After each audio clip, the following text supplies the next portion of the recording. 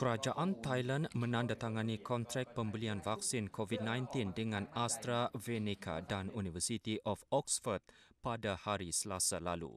Thailand bekerjasama dengan AstraZeneca dan University of Oxford untuk bersama-sama menghasilkan vaksin di kilang pembuatan farmasi Siam Bioscience Group di Bangkok. Menurut Setiausaha Am FDA, Dr. Paisan Dangkum, Pentadbiran Makanan dan Dadah Thailand FDA akan meluluskan penggunaan kecemasan AstraZeneca dan merancang untuk membeli 26 juta dos. Menurut beliau, satu kajian menyeluruh berterusan akan dilaksanakan bagi memastikan keselamatan, kualiti dan keberkesanan vaksin berkenaan.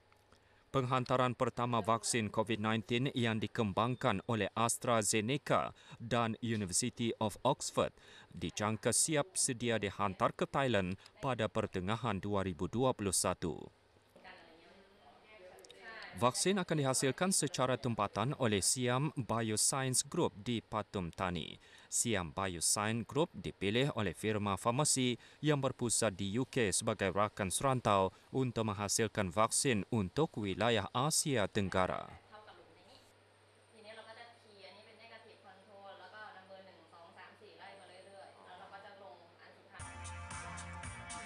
Pertunjukan fashion digabungkan dengan persembahan bunga telah diadakan di sebuah taman bunga di Bandar Chiang Mai yang menampilkan ciptaan mereka muda yang mengikuti skem promosi perdagangan. Petak bunga merah adalah sebahagian dari laluan di I Love Flower Farm di daerah Merim, Chiang Mai. Pertunjukan itu dianjurkan oleh Kementerian Perdagangan untuk skem promosi hasil kerja mereka muda Thailand. Di tengah-tengah persekitaran alam hijau, para tetamu menikmati karya kreatif mereka muda yang menggabungkan pakaian moden dengan alam semula jadi dalam satu pertunjukan secara langsung. Jabatan Promosi Perdagangan Antarabangsa Kementerian mengadakan pertunjukan sebagai sebahagian daripada skim yang dirancang untuk mendorong mereka fashion baru bersiap sedia untuk koleksi tahun depan. Ini adalah pertunjukan yang jarang berlaku di mana membolehkan para tamu menghirup udara segar dan menemui inspirasi baru. You have been given.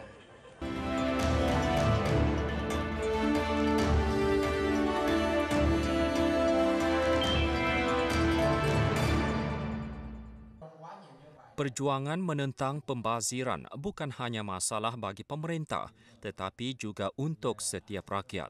Menghadapi kesan buruk pencemaran alam sekitar yang disebabkan oleh aktiviti manusia, pihak berkuasa tempatan di wilayah Quang Nam telah berusaha untuk melindungi Kepulauan Cham dan meningkatkan kesedaran di kalangan masyarakat setempat untuk melindungi persekitaran dan hidupan laut. Setiap minggu, guru dan pelajar di Sekolah Rendah dan Menengah Kuang Trong mengadakan bengkel untuk membincangkan kesan sampah plastik terhadap kehidupan laut. Melalui aktiviti tambahan berkenaan, para pelajar mengetahui tentang kesan pencemaran plastik terhadap persekitaran. Menurut Lee Van, melindungi persekitaran laut adalah kaedah terbaik untuk menyelamatkan lautan dan membantu pelancongan tempatan untuk berkembang secara lestari. Ekosistem dan kekayaan bio di Pulau Cham ianya terdiri daripada lebih dari 125 hektar terumbu karang dan 30 hektar dasar laut yang berkembang di sekitar Kepulauan Cham. Sementara kawasan perlindungan laut lainnya di Vietnam telah berjuang untuk menyeimbangkan pertumbuhan pelancongan dengan pemeliharaan alam. Pihak berkuasa setempat di Kepulauan Cham telah menerapkan banyak undang-undang untuk memelihara lingkungan setempat sambil mengembangkan pelancongan tempatan. Dengan kata lain, pemeliharaan alam akan dijadikan asas bagi pembangunan ekonomi penduduk setempat. Setelah lebih dari 10 tahun diiktiraf oleh UNESCO sebagai pusat simpanan bio dunia, Kepulauan Cham telah menjadi contoh baik kawasan laut yang dilindungi dengan kejayaannya dalam pembangunan lestari dan pemeliharaan alam, perlindungan bio dan meningkatkan kesedaran masyarakat tentang perlindungan alam sekitar adalah kunci untuk membangun pulau-pulau menjadi jenama nasional.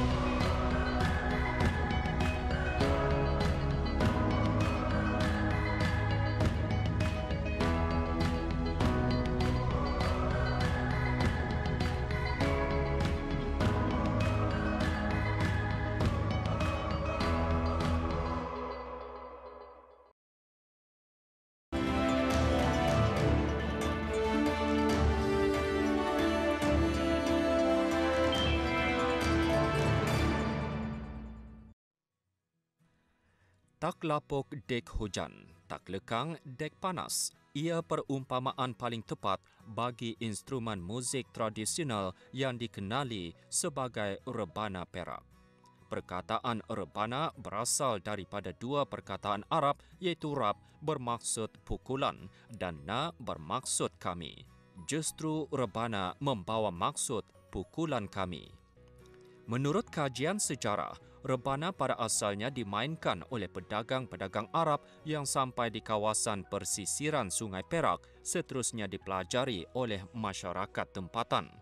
Ia juga dikatakan menjadi hiburan kepada baginda Sultan Perak yang sering mudik di Sungai Perak bagi menyantuni rakyat jelata dan pedagang dari tanah Arab yang turut sama menyertai rombongan baginda.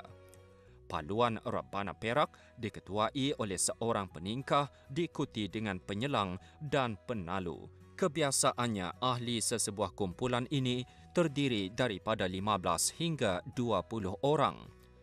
Muzik yang dimainkan adalah untuk majlis-majlis kerajaan seperti perkahwinan, berkhatan, bertindik serta acara-acara sambutan tetamu-tetamu kehormat dan juga perarakan.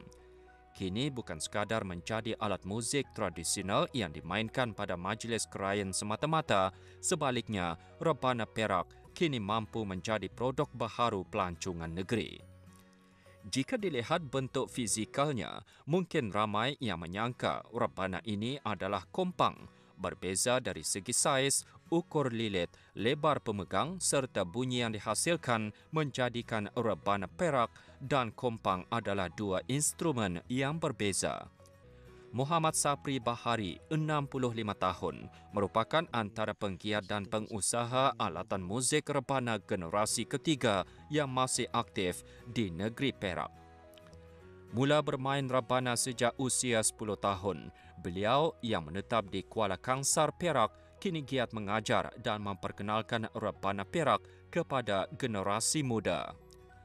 Bagi memastikan warisan seni itu berkekalan, beliau juga telah menubuhkan sentuhan rebana asli warisan SRAW yang bernaung di bawah Jabatan Kebudayaan dan Kesenian Negara JKKN Perak. Sebenarnya saya daripada warisan, tapi memandangkan dalam Perak ni susah nak cari warisan yang memperkenalkan tentang rebana Perak. Jadi saya ni dalam sihat macam ini, saya memikirkan ada sedikit ilmu saya tentang rebana Perak, maka saya berusaha ke arah untuk memperkenalkan rebana Perak cara bersabaran. Sama ada daripada segi pembuatan, permainan dan memanggil peserta-peserta yang ingin belajar. Jelas Sapri juga, sebuah rebana mampu disiapkan sepantas setengah jam, bermula dengan proses memotong kayu, melarik, memasang kulit dan memaku. Kulit lembu akan digunakan pada bahagian diafram kerana mampu mengeluarkan bunyi yang boleh didengari sejauh 3 km berbanding kulit kambing. Kayu halban juga digunakan kerana ia akan menghasilkan bunyi terbaik dan tahan lama. Saya mengharapkan generasi akan datang belajarlah tentang Rebana Perak ni. Harapan saya sekiranya diorang tak mampu menggunakan bahasa kitab, kita akan gunakan dalam bahasa Melayu. Sebab saya memandangkan perkara ini akan pupus. Dan harapan saya sekiranya sama ada lelaki atau perempuan yang nak belajar, saya sedia mengajar basic daripada A sampai Z. Diturunkan daripada generasi ke generasi, Rebana Perak kini merupakan antara warisan negeri yang perlu dipelihara agar tidak hilang ditelan kemodenan zaman.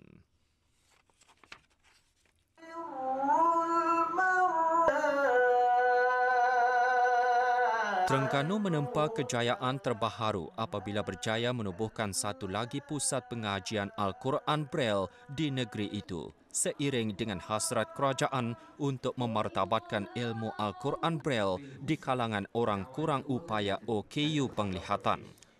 Pusat pengajian yang beroperasi di Pejabat Yayasan Islam Besut sejak Julai adalah yang ketiga untuk Terengganu selepas penubuhan cawangan di daerah Dungun dan Kuala Nerus. Usaha itu memudahkan golongan istimewa itu mempelajari mukjizat Nabi tersebut dengan lebih sempurna di samping mengembangkan syiar Islam. Pembelajaran meliputi kelas asas Al-Quran dan hafazan. Menteri Besar Datuk Seri Dr. Ahmad Samsuri Mokhtar berharap inisiatif ini akan menjadi pemangkin untuk melahirkan generasi yang mengenal serta memahami Al-Quran tanpa mengira perbezaan lapisan masyarakat. Pusat-pusat itu juga akan ditambah baik supaya lebih mesra OKU dan suasana pembelajaran menjadi lebih menarik.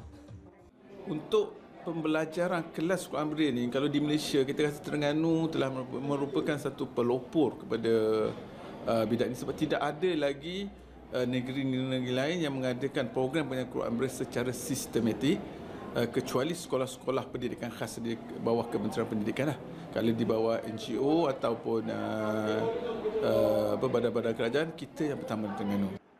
Ibu bapa juga digalakkan untuk menghantar anak-anak OKU penglihatan ke pusat ini agar dapat mendalami dan menghayati Al-Quran dengan lebih baik.